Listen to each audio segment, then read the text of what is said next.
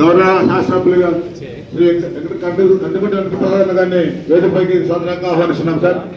దయచేసి మరి ఇది చాలా బర్నింగ్ ప్రాబ్లం సార్. మీరు చెప్పినట్టు ఇందాక 1600 ఫ్యామిలీస్ లో కొంతమంది చెప్పుకోలేక బాధపడుతూ ఓటర్లు పోలేని పరిస్థితిలో కూడా కొంతమంది ఉన్నారు సార్. మరి అలాంటి వారిని మేము కూడా అన్ని సమకూర్చుకున్నాము పెన్షన్ సంఘంతో. ఈరోజు లాస్ట్ చివరిగా వాళ్ళకు ఒక ఆశయం కల్పించాలనే దృఢ సంకల్పంతో ఉన్నాం సార్. అట్లాగే గౌరవ శాసనసభ్యులు గారికి ఇంకొక చిన్న విన్నపం సార్. కదిరిలో చాలా మంది పల్లెలు పెట్టి టౌన్ లో స్థిర నివాసం ఏర్పరచుకున్నారు సార్. పల్లెలతో సంబంధాలు లేవు, అంతా ఇక్కడే ఉండిపోయినాం. పల్లెలతో ఎవరు సంబంధాలు లేవు.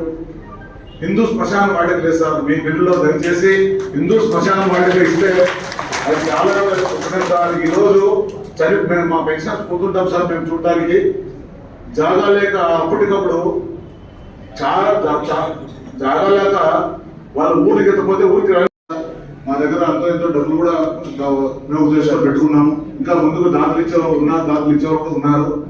మరి ఎవరైతే సింగిల్ గా ఉన్నారో, అల్లంగా ఉన్నారో, భార్య కానీ భర్త కానీ చనిపోయి ఉన్న వాళ్ళకి పెయిడ్ కేర్ టేకింగ్ హోమ్ పెట్టాలని చెప్పి అని అనుకుంటున్నాం సార్. దయచేసి సమావేశంగా మా అందరి తరఫున మీకు చిన్న విన్నపం సార్. మాకు ఎక్కడన్నా ఒక 8 కిలోమీటర్స్ రేడియస్ ఎక్కడన్నా పర్లేదు సార్. మేము ఒక చిన్న హోమ్ కట్టుకొని దాంట్లో మరి కలగాలి సార్.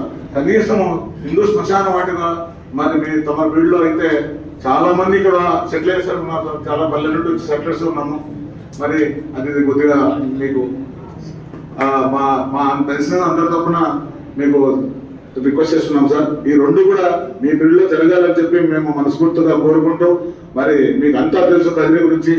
రాజకీయ నాయకులకు ఎవరికి తెలుసు కదిరి మీద అవగాహన మీకు మాత్రమే ఉంది, ఎవరు ఎట్లనేది. కాబట్టి మీరు ఏమైనా చేయగలరు. మాకు ఇదొకటి, మాకు ఆర్థిక సాయం వద్దు సార్. ఆర్థిక సాయం ఇంట్లో మేము చేసుకుంటాం సార్. మాకు ఒక ఎక్కడన్నా దాన్ని స్థలం కేటాయించవలసిందిగా కోరుతున్నాం. అట్లీస్ట్ హిందూ శ్మశాన వాటి కూడా మీ బిల్లులోనే జరగాలని చెప్పి మనస్ఫూర్తిగా కోరుకుంటున్నాం సార్.